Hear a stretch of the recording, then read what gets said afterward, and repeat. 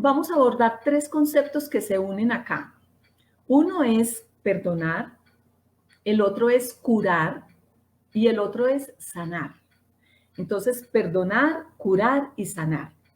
Porque de pronto alguien dirá, ay, pero curar y sanar no es lo mismo. No, no es exactamente lo mismo y ya les voy a tratar de compartir reflexiones acerca de estos tres conceptos. Vamos primero con perdonar.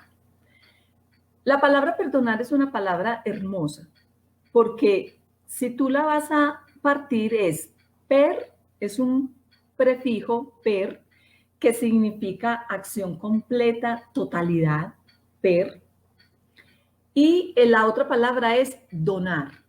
Cuando yo les digo la palabra donar, inmediatamente, ¿en qué pensamos? Inmediatamente pensamos en dar, en donar. Es un presente, es un regalo. Por aquí están preguntando que si se puede trabajar el maltrato por el perdón con uno mismo. Claro, claro que sí. Ahorita, al final, vamos a mirar como las preguntas y damos un espacio como para hablar algo sobre eso. Entonces, per significa totalidad y donar significa regalar, entregar. Perdonar es un regalo total, es una acción plena que yo le doy no solamente al otro, sino a mí mismo. Perdonar es acción total de donar algo, de dar un presente al otro y a mí mismo. Porque quizás el perdón que más nos cuesta es el perdón que nosotros debemos hacer con nosotros mismos. Ese es el que más nos puede costar. Yo quiero aclarar algo que es muy importante y que las personas siempre preguntan. ¿Perdonar es olvidar? No. Perdonar no quiere decir olvidar. Perdonar no quiere decir justificar. El hecho de que yo perdone a la persona que me maltrató, que fue indiferente conmigo o que me golpeó o que de pronto por cualquier circunstancia habló mal de mí, lo que sea, el hecho de que yo la perdone no quiere decir que yo justifique y que diga que estuvo muy bien hecho que me haya humillado. No. Perdonar no quiere decir ni olvidar ni justificar.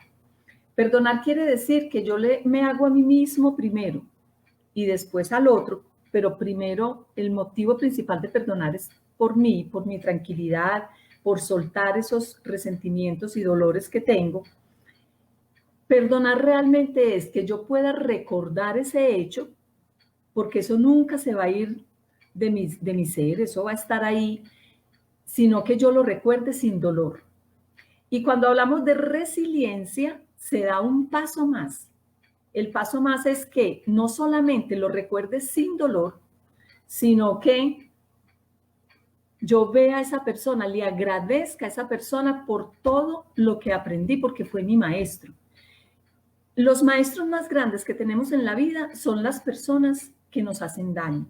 Y eso es algo que yo sé que suena muy duro de aceptar. Pero realmente cuando se trabaja, yo lo he trabajado con algunas personas con las que he tenido dificultades y con alguien que yo creía que me había hecho daño. Pero realmente cuando se ve de esta manera, se aprende a soltar y a ser resilientes. Es decir, no solamente le perdono, sino que lo veo como un maestro. A quien le guste leer, les recomiendo mucho un libro de Rigoberta Menchú, una guatemalteca, Premio Nobel de la Paz. Se llama Me llamo Rigoberta Menchú y así me nació la conciencia. Ella cuenta ahí cómo vio, cómo mataron toda su familia, sus hermanos, la violaron, bueno, lo que ustedes quieran. Y ella no solamente perdonó, sino que se convirtió en una mensajera en su país para que no le volviera a suceder eso a otra niña. O sea, a mí ya me pasó, lo perdono, pero la resiliencia es voy un paso más allá. Entonces, recordemos, perdonar, que es nuestro primer concepto, es una acción completa de donar, de regalar a mí mismo y al otro ese perdón. Y el hecho de que yo perdone es que voy a recordar eso, pero sin dolor. Va a ser un recuerdo que no me va a generar dolor. Y si quiero dar un paso más, ayudo a otros para que no les pase lo mismo. Ahora vamos con curar y sanar. Curar es el primer paso de la sanación, pero muchas veces nos curamos y no nos sanamos. Entonces, cuando sucede algo parecido o que me recuerda o me revive la sensación que tuve en ese momento, otra vez vuelvo a sentir todo ese dolor. Entonces quiere decir que me curé, pero no me sané. ¿Qué es curar? Curar viene de nuestro instinto de supervivencia, lo que llamamos entre comillas instinto. Lo tenemos en común con los animales. Miren que cuando un animalito está herido, ellos buscan cómo protegerse y curarse, lamen la herida, pero puede ser que el veterinario te dice, no lo deje lamer. Él por instinto busca lamerse para curarse. Curarse es bajar los síntomas del dolor, de la herida. Entonces, cuando tú te curas en lugar de sanar, quiere decir que mitigas, no, yo ya ni me acuerdo de eso, pero resulta que pasa algo o conoces una persona que te recuerda esa pareja que tuviste y que te hizo daño o que te abandonó, y ahí mismo se te revuelve todo. Quiere decir que te curaste, pero no sanaste. Entonces, curar viene de nuestra supervivencia, está en nuestro cerebro reptil, o sea, en el cerebro que tenemos en común con los animales, y casi que por instinto, entre comillas, cuando estamos heridos buscamos proteger la herida. Pero a veces protegemos la herida y, entre comillas, nos hacemos los locos. Yo escuché a un sacerdote hace muchos años, al hablar de inteligencia emocional, algo que hace más de 30 años, y eso nunca se me olvida. Él dice, cuando tú curas, él nos decía, cuando tú curas pero no sanas, es como si estuvieras en un lugar lleno de serpientes. Y tú coges unas canastas, coges la serpiente, la metes y la tapas. Coges otra, la metes y la tapas. Y luego dices, ¡ay! Ya no hay serpientes.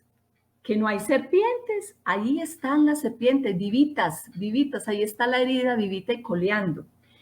El día que se abra esa canasta y que se salgan las serpientes, vuelves a sentirlo. Entonces la idea no es guardar las serpientes, la idea no es tapar la herida, sino sanar la herida.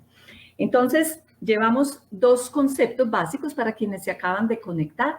Perdonar, que es hacerme un regalo a mí y al otro y recordar ese evento sin dolor, y curar, que significa aminorar los efectos, el dolor de esa herida, pero que no es suficiente. Es el primer paso para sanar. Ahora sí, ¿qué es sanar? Sanar implica dos cosas que yo sé que de pronto van a sonar un poquito fuertes, pero que son así. Implica introspección y acción. Es decir, sanar es hacer un movimiento hacia adentro, que llamamos introspección, y darme cuenta qué está guardando esa herida. O sea, es como lo que hace el médico. Tú tienes la herida tapadita con una gasa. Lo primero que el médico o la enfermera hace es destapar la herida y ver qué hay adentro. Si ya tiene de pronto pus, si se está empezando a necrosear el tejido, ¿qué pasa? Tiene que ver primero, tiene que destapar la herida. Entonces, para sanar, el primer paso, sea por maltrato, por lo que sea, cualquier herida, sea una herida por la pareja, por los hijos, por lo que sea, por mi jefe, por mis padres, lo primero es introspección, es decir, ver qué hay adentro, qué hay detrás de ese dolor. ¿Cómo lo puedo hacer? Preguntémosle al dolor. O sea, ¿de dónde viene este dolor? De mi padre que me abandonó. ¿Y qué es lo que hay detrás de ese dolor del abandono? Que me siento de pronto vulnerable. O de pronto que a mí me abandonó, pero tuvo otro matrimonio con otros hijos y a ellos sí. Con ellos sí estuvo. Entonces, el dolor no es solo del abandono, sino también detrás de ese dolor, de esa herida del abandono, está la rabia porque a los otros sí los mantuvo. Entonces, es ver qué hay detrás de esa herida. Entonces, primer movimiento para sanar, introspección. Y el segundo movimiento para sanar es acción, es ir a encontrarte con el dolor. O sea, verlo a la cara, no huirle, porque nosotros tendemos mucho a huir. Entonces, recordemos, perdonar, curar y sanar. Curar y sanar no es lo mismo. Curar es aminorar esos efectos de la herida, esos dolores que tenemos. Pero nosotros nos podemos poner pañitos y eso, pero no sanar. Sanar es ir adentro del dolor, a ver qué hay detrás y salirle al encuentro, no huirle al dolor. A veces a mí en consulta los pacientes me dicen, pero es que me siento triste. Y yo le digo, ¿qué le hace? Es que en la vida también hay que darle cabida a la tristeza. Lo que sí es que tú no te hundas, eso, que tú no te quedes en la tristeza, pero nosotros en la vida vamos a tener tiempos en que todos los hemos tenido y los vamos a tener también, pues no estamos exentos de tener, o sea, perderle el miedo al aburrimiento, al dolor, pero es que me dejó eso, a la tristeza, pero es que me dejó, listo, llore, exprésese, pero eso sí, permítase eso un tiempito. No te dejes hundir, no te dejes hundir en ello. Vamos entonces a unir perdonar con la parte del resentimiento para dar introducción al ejercicio. Hay algo muy importante. Hagan de cuenta que es como una balanza, son dos platos de una balanza. Si tú tienes mucho resentimiento, si lo que pesa más es el resentimiento, entonces te va a costar mucho perdonar, porque le estás dando más peso a lo que te está doliendo, al dolor. Pero si para ti tiene más peso perdonar, entonces el resentimiento se aligera, o sea, se vuelve más liviano, porque realmente le estás dando peso a lo que es el perdón. Miren que son dos contrarios. Si tú perdonas, ¿tú cómo sabes que perdonaste? Porque ya no eres resentido o resentida. Y les voy a decir cómo darse cuenta si todavía están resentidos. La primera, me constituyo en juez. Yo estoy resentido cuando juzgo y cuando creo que yo soy el bueno y el otro es el malo.